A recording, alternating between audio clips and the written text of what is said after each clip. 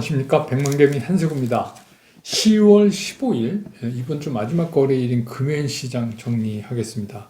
지난밤에 뉴욕 시장은 그 은행권의 실적이 좋게 나오고 또 실업수당 청구 건수가 30만 이하로 떨어졌어요. 그래서 이제 뭐 그런 점, 그 다음에 이제 PPI 생산자 물가 지수가 생각보다 낮았다. 0.5%.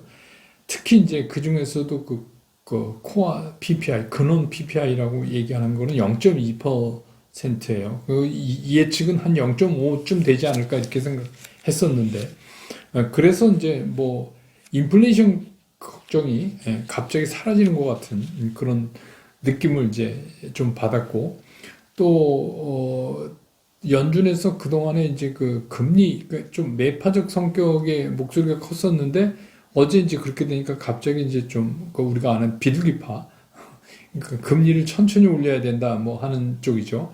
그쪽 목소리가 또 크게 나오고 뭐 이렇게 하면서 어저께는 그 다우가 그나마 뭐 제일 조금 올랐는데 이게 1.56% 올랐고 S&P 500은 7개월 만에 최고의 상승이라고 그래요. 1.71%. 뭐 나스닥 2.73 이렇게 이제 상승 마감을 했습니다. 당연히 이제 우리 시장은 그 연 이틀째 상승한 데다가 미국 시장의 결과가 이제 좋게 이렇게 나오니까 양시장 모두 오늘도 연 3일째 이제 상승세를 나타냈습니다. 어쨌거나 주식 시장이 오르면 올라야 됩니다. 오르면 일단 기분이 좋습니다. 어떻게 됐건 간에. 그런데 코스피 시장은 출발이 무려 그 전일보다 0.8% 어제보다 상승한 그런 이제 그 3012포인트 선에서 출발을 했고, 그 후에 이게 그 3021포인트도 좀 넘어갔었어요.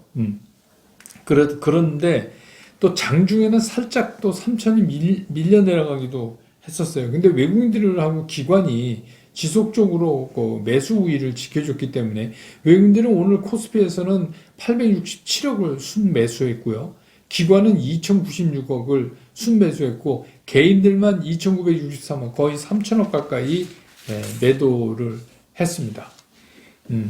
코스닥 시장도 마찬가지예요. 코스닥 시장도 거의 0.7% 가까이 상승한 그런 상태로 출발을 했고, 장중에는 어제 종가 밑으로 살짝 또 이것도 좀 빠지는 그런 모습도 좀 보였었는데, 바로 이제 그 코스닥 시장에서는 개인들이 1,452억 순매수를 했어요.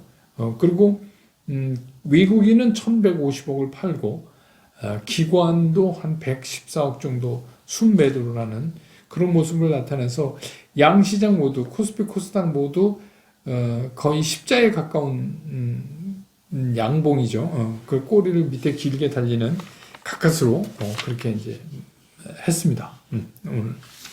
오늘 시장의 특징을 좀 살펴보면 역시 이제 우리가 그 계속해서 요즘 이제 에너지 가격이 오르니까 거기랑 관련해서 원자력 관련주들이 계속해서 다른 섹터에 비해서 좀 강한 모습을 보이고 있어요.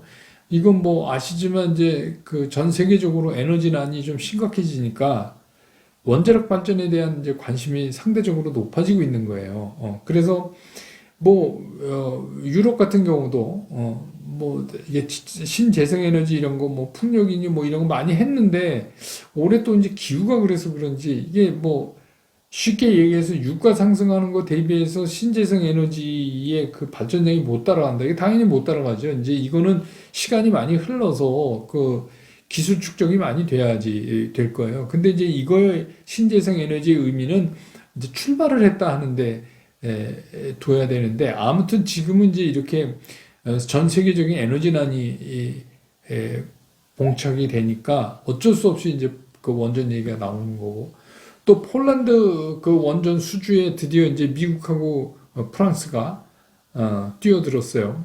그런데 여러분 아시지만 이제 우리는 그 바이든 대통령 되고 나서 미국하고 한국이 같이 이제 공동 원전에 대해서는 공동 정책을 쓰기로 했죠. 그러니까 우리 이제 오징어 게임에서 말하는 깜보를 먹었잖아요. 그래서 기술은 이제 우리가 하고 행정적인 그런 거나 이런 거는 이제 뭐 미국이 하고 이렇게 돼서 또 이제 우리나라에서도 그런 이제 원전 기술 관련 쪽 그런 것들이 이제 움직였어요. 그리고 이제 그 제가 늘 말씀드렸지만 이 원전 관련은 이건 또 대선 정책 테마이기도 해요. 지금은 뭐 그렇지만 이제 본격적으로 대선 레이스 들어가면서부터는 이 원전 얘기를 안 끊을 수가 없어요. 근데 마침 또 이런 이제 전 세계적인 에너지난에 봉착했기 때문에 그렇다면은 이 신고리 5호, 6호가 우리나라의 마지막 원전이냐? 이런 이제 걸로 한번 격돌이 되지 않을까 이런 생각이 들어서 뭐 다시 말씀드리지만 맞다 틀리다 얘기가 아니라 그게 이제 주식시장에서 상당한 이슈로 자주 등장할 가능성이 있다. 그런 말씀입니다. 오늘 이제 오랜만에 삼성전자 하이닉스가 삼성전자 700원 올라서 1% 가까이 오르고 하이닉스는 4,600원이나 올라서 4.9% 정도 상승을 했어요.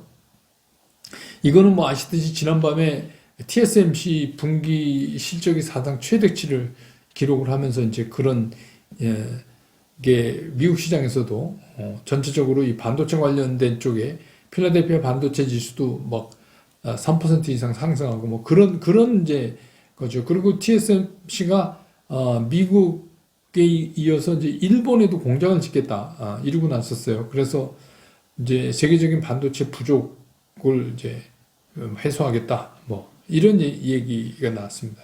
그러면서 이제 자연스럽게 우리도 반도체 쪽에 관심을 오늘 좀 가져줬죠. 그래서 삼성전자, 하이닉스 뭐 이거 외국인들이 삼성전자 처음 샀는데 끝날 때 최종적으로 집계를 나온 걸 보니까 삼성전자 의외로 개인이 가장 많이 샀어요. SK 하이닉스는 외국인이 많이 샀는데 그래서 그거는 4.9% 오르고 삼성전자 1% 외국인들이 조금 팔았어요. 누적으로는 그 차감으로는. 그래서 이제 오늘은 그런 모습을 보였고 그 다음에 어저께 이제 어떤 분이 댓글에도 달아주셨는데 하이브 얘기 좀 해주세요 뭐 그러셨는데 하이브 좋죠. 근데 이제 이게 여러분 아시지만 11월 이제 위드 코로나로 가면서 11월 27일, 28일 이게 LA의 그 소파이 스타디움인가요? 거기서 이제 그 오프라인 콘서트를 하는데 이게 전석이 매진됐대요. 하자마자. 네, 그러니까 이 그 하이브 같은 경우도 이 4분기로 가면서 점차 좋아질 가능성이 있다. 이것도 이제 위드 코로나 종목이라고 보셔도 돼요. 네, 그렇게 보시고. 그 다음에 이제 메타버스. 제가 이제 8.15 모니터에서도 어제 녹화할 때 잠깐 얘기를 드렸는데 이 메타버스는요. 메타버스의 개념 같은 거는 아는데 이게 완전히 그 시장에서 종목으로 어떻게 정리가 좀 안 돼 있는 상태예요. 현재는. 그렇지만 그렇다고 해서 우리가 이거를 그냥 이렇게 관심 없어 이렇게 하실 필요는 없어요. 그래서 이거는 사실 우리가 갖고 있는 포트 중에서 아주 일부분이라도 메타버스에 관련된 거는 좀 갖고 계시는 게 관심을 좀 가지시는 게 좋지 않을까 이런 생각이 들어요. 네, 좀 그런 생각이 듭니다. 그런데 뭐 메타버스에서 구체적으로 어떤 종목이 뭐 어떻게 이런 거를 따지시기 힘들면 이번에 새로 이제 상장한 뭐 ETF라든지 뭐 이런 것도 또 방법의 하나가 될 것 같고 오늘도 이제 메타버스 관련주들은 연이어서 상승세를 보였습니다. 시장 말씀 좀 드리죠. 이게 시장이 그 하도 9월 10일부터 급하게 빠졌기 때문에 우리가 이런 시장을 급락했다 이렇게 얘기하잖아요.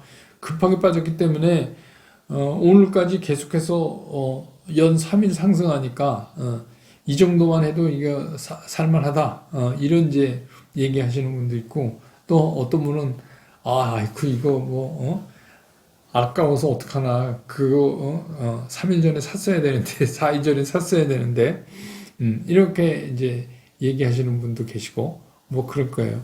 근데 이제 주시장에서는 그런 거죠 항상. 또 월요일날 우리가 샀어야 하는 데가 팔았어야 하는 데가 될 수도 있고 이런 곳이 이제 주시장이잖아요.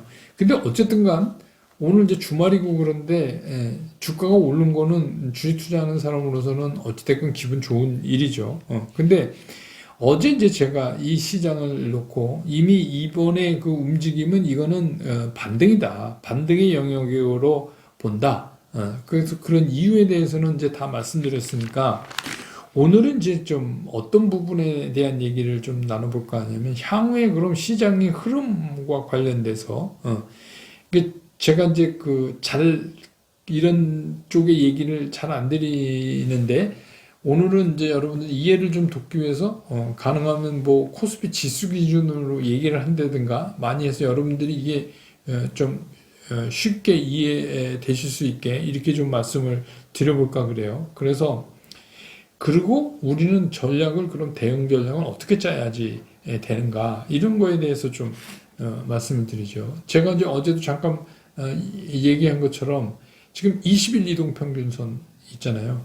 그게 이제 떨어지면서 지금 주가가 올라오면서 가까이 붙는데 우리가 이제 그 20일 이동 평균선까지 그 움직이는 거의 영역은 우리가 그 반등으로 본다. 반등으로 봐야 맞다. 이렇게 이제 말씀드렸어요. 그 얘기는 무슨 얘기냐면 그게 지금 3천 오늘은 한 49? 이 정도 떨어졌는데 어제보다 이제 1포인트씩 이렇게 그동안 우리가 급하게 떨어졌기 때문에 이평선도 이제 툭툭 이렇게 떨어질 거예요. 그 얘기는 이 시장이 여러분이 이제 쉽게 말씀드리면 코스피 지수 기준으로 3,100을 아주 그냥 훌쩍 이렇게 쉽게 넘어서 상승 랠리로 가기에는 좀 어렵다 하는 얘기예요.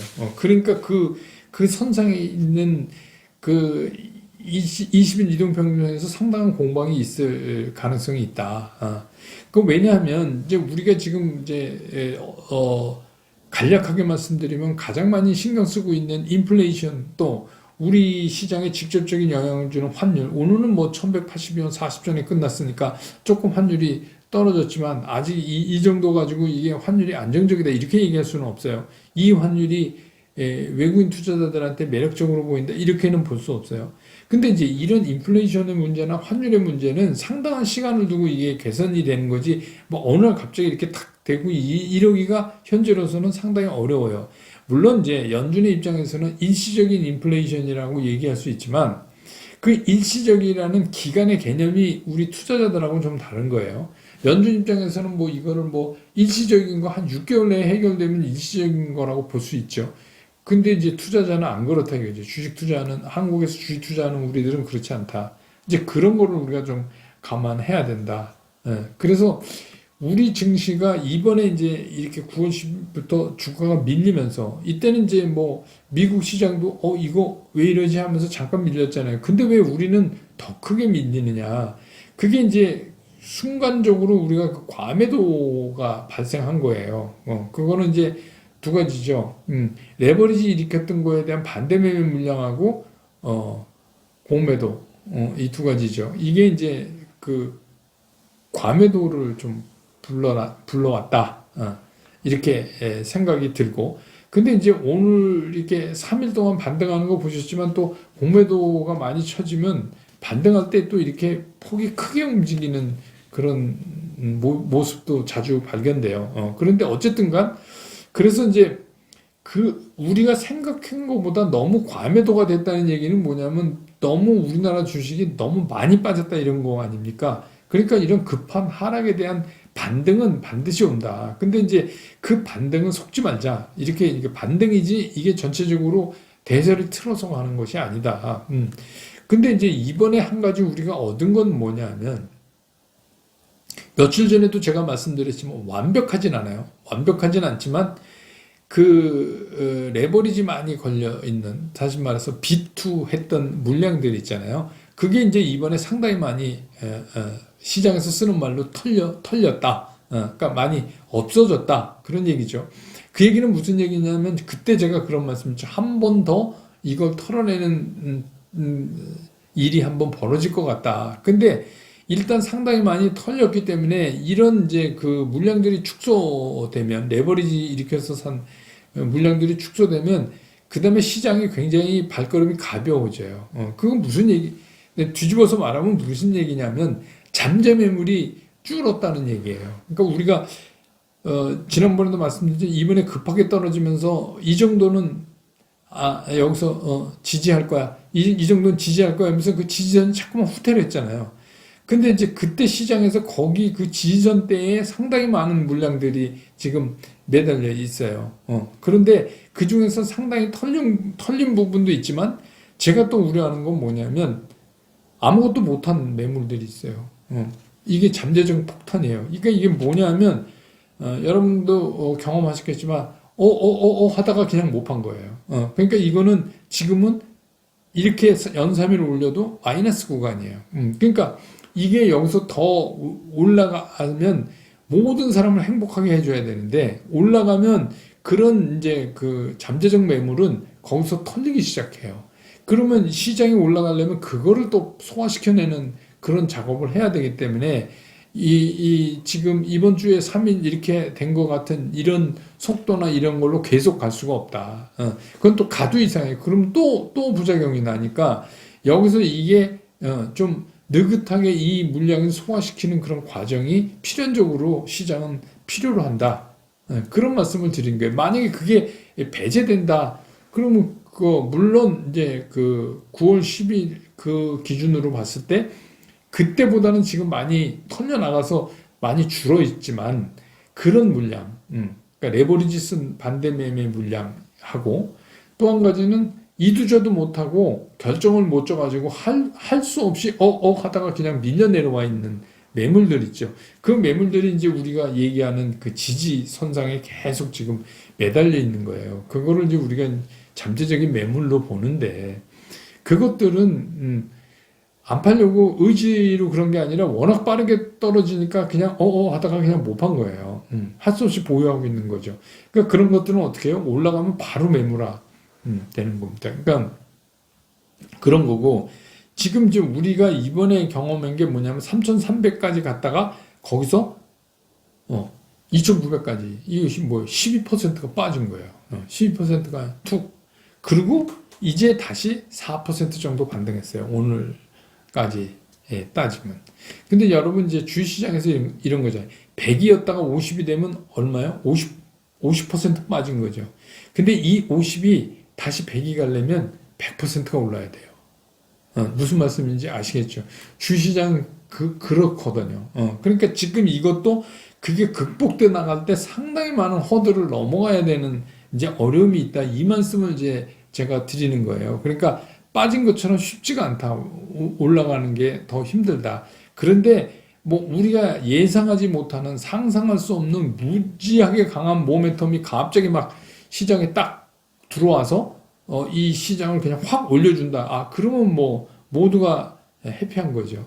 근데 현재로서는 아무리 찾아봐도 그렇게 막 갑자기 시장을 튀어 올리게 할 만한 거는 없다. 그런 건 없다. 이렇게 보여지는 거죠. 그러니까 서서히 지금 뭐 공급망의 문제라든지 뭐 이런 것들이 해결되고 또 유가라든지 이런 게 해결이 되고 이러면서 점차적으로 인플레이션도 잡혀가고 뭐 이런 거죠. 그러면서 어떻게 돼요? 그러면서 이제 정상적인 경기 상승으로 간다. 그런 거죠.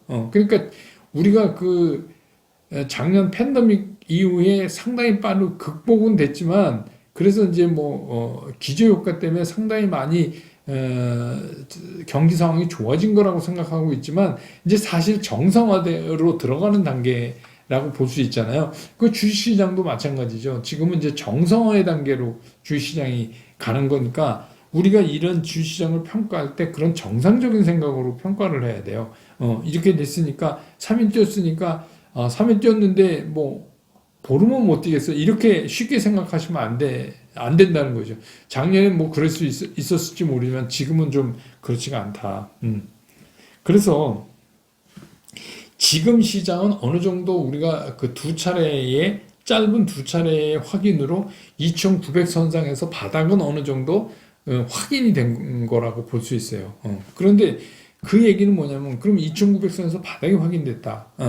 그런데 지금 52등 평균선은 어떤 강도로 어떤 폭발력으로 밑에서 위로 뚫고 올라가느냐에 따라서 다음이 달라진다. 이렇게 본다면 어떻게 보면 우리가 2,900에서 3,100 사이에 있는 박스권에 또 갇혀 있는 거예요. 근데 이 박스권을 뭐 투자하는 입장에서야 뭐 박스고 뭐고 빨리빨리 뚝 갔으면 좋겠지만 만약에 그게 그냥 너무 빨리 이렇게 위로 올라가 버리면 다시 되맞는 이제 현상, 지금 이제 설명드렸듯이 그런 현상이 일어나니까 사실은 이 박스권에서 어느 정도 좀 안정감이 있게 매물 소화도 조금 더 하고 그렇게 되면 그런 잠재 매물들이 많이 털리고 나면 어떤 현상이 일어나냐면 그냥 조그만 호재만 있어도 주가가 쉽게 가요. 이렇게 어렵지가 않고. 근데 뭐 지금은 뭐 곳곳에 지뢰가 있는 거죠. 쉽게 얘기하면. 근데 그 지뢰가 왜, 그럼 지금 3일간은 왜 이랬냐? 여기는 제가 말씀드린 빈지털이, 여기서 팔 사람이 별로 없어요. 여기서는 팔 사람이 별로 없는 거예요. 에이씨, 할 수 없이 존버가 된 거죠. 그러니까 여기서는 팔 사람이 없으니까 이렇게 쉽게 돼요. 근데 올라가면 올라갈수록 어떻게 돼요? 팔 사람이 늘어나요. 그러니까 이게 쉽지가 않을 거다. 그러니까 그거를 우리가 객관적으로 시장을 판단할 수 있을 만큼 시장이 구조적인 안정감을 가질 수 있을 만큼 그런 시간이 필요하다. 그래서 이제 사람들은 이런 걸 어떻게 해요? 기간 조정이다 이렇게 표현해요. 가격 조정이 아니고 가격 조정은 하방 경직성을 어느 정도 확인했고, 그러니까 그 다음에 뭐요? 시간의 조정이 필요하다 이렇게 얘기를 하는 겁니다. 그래서 뭐 오르고 떨어지기를 계속 다음 주도 반복할 것 같아요. 반복할 것 같아요. 그러니까 이런 때는 그냥 너무 성급히 주식을 사는 것보다는 시장을 더 좀 면밀히 관찰하는 게 좋지 않느냐. 그래서 제가 말씀드렸지만 내가 봄이 되면 뭘 살 건지. 여러분 보세요. 위드 코로나 관련된 것도 이렇게 한쪽 섹터에 있는데 그 위드 코로나 중에서 많이 오른 거 있잖아요. 무지하게 오른 거. 뭐 여행, 항공 이런 거는 실적과 관계없이 막 올랐던 거 이런 거는 이제 겁나잖아요. 그 위드 코로나 그거 막 살 수는 없는 거 아닙니까? 그러면 그렇지 않고 실적도 뒷받침되면서 코로나 시대 때 잘 못 갔던 것들 중에서 덜 움직인 것들 한번 찾아보실 필요가 있잖아요. 그런 생각. 그 다음에 이제 뭐 아까 말씀드렸던 메타버스 관련 이런 것도 새롭잖아요. 그러니까 이런 거. 또 정책 쪽에서 원전 관련 이것도 어떻게 보면 에너지 섹터이기도 해요. 원전은 조금 그래서 이제 그거는 또 대선 정책 테마니까 뭐 그런 쪽. 그리고 도대체 뭐 대선 주자 어떤 분은 뭐 건설이 뭐 자재값이 올라서 별로 재미없을 거다 이렇게 얘기하시는 분도 계시는데 조금 더 이제 그 좀 들여다보세요. 그 리포트도 건설 관련 좀 보시고 그래서 뭐 제가 보기에는 어느 당의 후보가 얘기하건 건설 쪽하고는 그 떨어뜨려 놓고는 얘기하기 좀 힘들 것 같은데요. 뭐 공약 그대로라면 그렇게 많이 뭐 250만 원 막 그 이상 막 공급하고 이런 게 진짜 가능할는지는 모르지만 아무튼 그 주시장에서는 그거보다 일단 시장에서 어떻게 그걸 평가하느냐의 문제니까 이제 그런 쪽. 이래서 그런 거를 많이 생각을 지금 해 놓으셔야 돼요. 그래서 제가 이제 지금은 뭐 하도 여러분들이 충격에 휩싸여 있어서 이렇게 주요한 섹터별로 종목, 대표 종목을 이렇게 제가 썬데이에 올려드리는 거를 요새는 안 하고 있지만 그런 것 중에서는 보면 뭐 이번 반등 때 다 오르잖아요. 그러니까 그 얘기는 무슨 얘기냐면 그냥 좋은 주식은 갖고 계시면 다 올라요. 그래서 이런 때는 현금과 주식을 그냥 같이 보유한다. 두 가지 방법이 있다. 대응 전략입니다. 이거 핵심적으로 말씀드리면 그냥 아무것도 하지 말고 가만히 기다린다. 난 재주가 없어. 그러니까 그냥 난 지금 포트폴리오를 가지고 갈 거야. 어떻게 봄이 올 때까지 그런 방법. 두 번째는 아까 말씀드린 대로 나는 현금이 너무 적은 것 같아. 그러니까 적어도 현금 50%는 확보해 놔야 되겠어. 그러면 올라가서 이익이 나는 부분, 그 부분만큼만 익절해서 현금을 보강하는 그런 방법. 이 두 개밖에 할 수가 없어요. 그러니까 되게 어떻게 보면 시장은 복잡하게 막 움직이는 것 같지만 여러분들이 대응 전략으로 정하고 지키셔야 될 건 의외로 심플한 거예요. 그래서 이렇게 그냥 지나가면 그래서 잠재 매물 털리고 난 후에는 또 제가 지금부터 우리가 조금 주식을 늘려보죠 이런 말씀 또 드릴 수 있을 것 같아요. 주말에 굉장히 기온이 떨어진다고 그러네요. 그 여러분들 건강 다 조심하시고 겨울이 또 왔네요. 그래서 그런 것 같고 또 제가 뭐 여러분들 주말에는 그 주식시장 신경 쓰지 마시라고 늘 말씀드리는데 슬콘생에 또 영상 하나 올려놨으니까 그것도 뭐 감상 시간 있으면 감상하시고 그래서 주말 좀 따뜻하게 그렇게 해서 잘 보내시고 저는 이제 월요일 다시 장 끝난 다음에 여러분 곁으로 돌아오겠습니다. 여러분 고맙습니다.